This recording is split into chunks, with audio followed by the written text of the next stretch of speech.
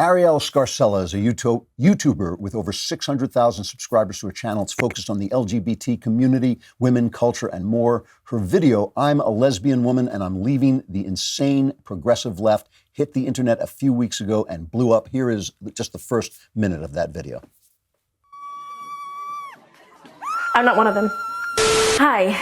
I'm Arielle. I'm a lesbian, and I don't think gender is a social construct. I don't think cis straight white men are evil. I don't believe that genital preferences are transphobic or that there are 97 genders. I don't think that male sex offenders belong in women's prisons. I don't think it's normal for people to be praised for walking around with shirts that say "kill TERFs." I don't think like these people, and I no longer want to be associated with them. I've reached peak LGBT. This is my coming out video. Never in my life have I been more canceled, tortured, tormented, harassed than by members of my own community. Never have I witnessed literal mentally ill individuals who are latching themselves onto the LGBT community without actually being LGBT for the sake of oppression points, external validation, and sympathy. Never have I seen such disrespect from younger LGBT people to the older lesbian, gay, bisexual, and transgender advocates who have been paving the way for us for longer than we've all been alive. Never have I seen people that use the word bigot so frequently.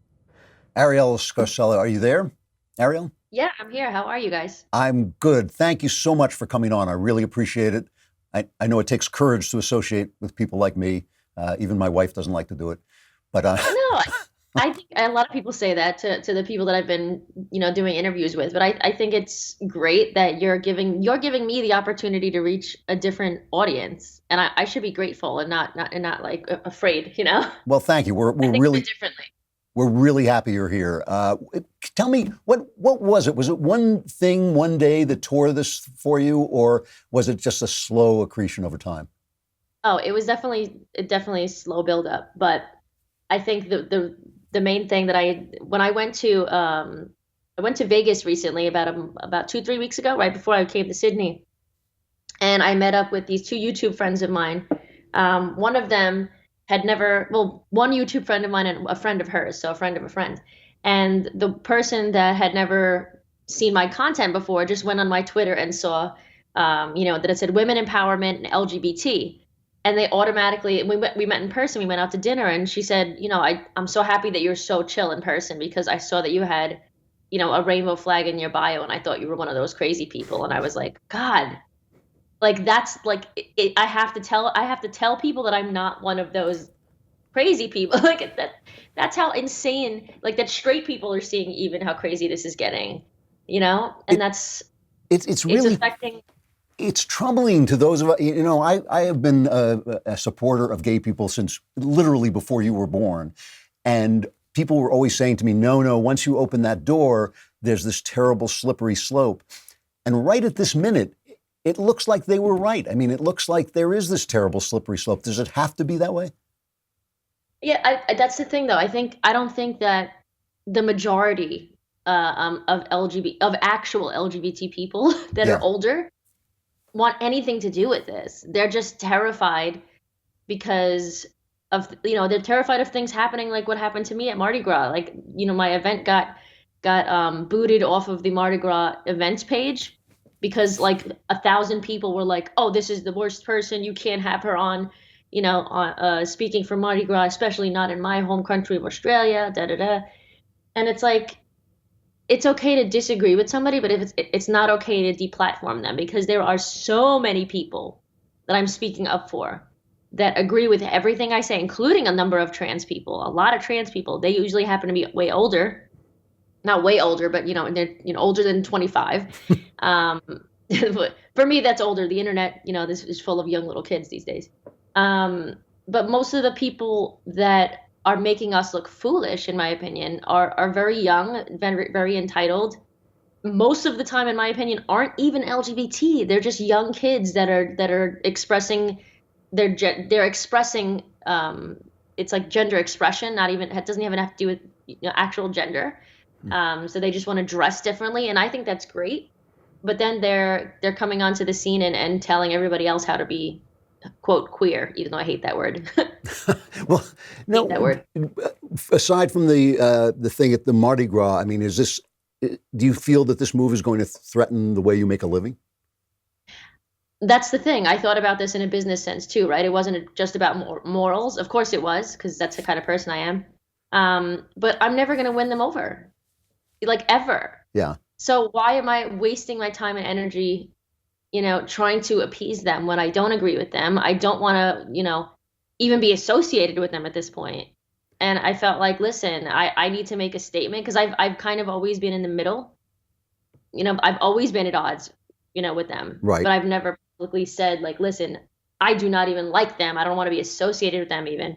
And when I did that, when I finally spoke my truth, it went viral. It was like I've been doing this for 10 years. It's the first viral video I've ever had. Huh. It's funny, right? Yeah, no. Do you have any insight into what happened? Why did this particular group of people get to take over this movement? I mean, why aren't wiser voices prevailing? I think, I don't know how to answer that, because I'm not sure. But what I think my friend Tim Pool, he runs a YouTube channel as well. I think he said it best. I think it was in the UK, where there was a group of, progressives that were constantly storming anytime any females, gathered at a space to discuss how the trans rights, or anything that was, any laws that were changing to help trans people or LGBT people or whatever. They would gather and they would be like, okay, let's have a meeting to discuss how these new laws are going to affect us as women. The progressives would charge the building. They would throw rocks. They would, graffiti, the library. It's like crazy shit like that. The people on the right don't usually do that. So I think it's a matter of, like, safety and just being like, okay, like, we don't want these people to come and harass us, so just shut them up and we'll just deplatform these people. Yeah. Yeah, like there's a YouTuber or a media person called Megan Murphy. I don't know if you're familiar. She's based in Vancouver. Very much a feminist. Not even in I don't even know if you call it traditional way, but like, she just believes that females are different than males. Like, plain it, like, simple, right? Right. You would think that nowadays you can't even say that these days. She's more hated than I am at some point, in some ways, and she doesn't even have like a tenth of the following. And she's tried to make things happen all over the world, and most of the time she'll do things. She'll do free events at, like, libraries. And even the library, once they see the negative connotation that's, being, like, who the hell's going to go to a library? Libraries don't even make money. And they're even like, we don't want to be associated with this person. We're so sorry. We didn't know she was this bad. First of all, she's not bad. But I think it's that they're bullies, and they have the time, which is true entitlement, right? Yeah. They have the time and effort and maybe money even in some cases, because they're, This is, I only have time for one more question, but this is a weird moment in which a guy like my friend Ben Shapiro, who's an Orthodox Jew and believes homosexuality is a sin, and another friend of mine, Dave Rubin, who is a gay guy, I think an atheist, are basically on the same side. Is there a philosophy that is ultimately going to unite us? Is there something we all believe in that is going to make it possible for us to become a new group in of ourselves? Yeah, I think we're all based on, like, the people that you just mentioned are logical. We're like, that's the biggest way that's the best way to say it. We have people these days saying that, people that look like you can be lesbians. Like, back in the day, we'd be like, ew, like, how dare you call yourself a lesbian? You have not. Now, all of a sudden, like, since, gender is, in the brain, which, yes, I agree, because there's been studies that show that, we're saying that you don't have to transition at all. You can just walk around saying that you're a woman and that you're a woman. And it's in the law in some cases. And it's like, but that's not what the woman experience is. Like, right. You're being seen as a man. Yeah, you can identify however the hell you want, but that's not true identity. Yeah. This is saying, listen, I identify this way. Everyone needs to treat me this way, including the law. And that's where I disagree. That's illogical. I have to stop you there. But Arielle Scarcella, thank you very much for coming on. Good luck, and I hope we get to talk again. Yeah, thank you so much. Thanks. I hope you enjoyed that clip from The Andrew Klavan Show. If you did, go ahead and hit the subscribe button so you stay up to date on all our future content.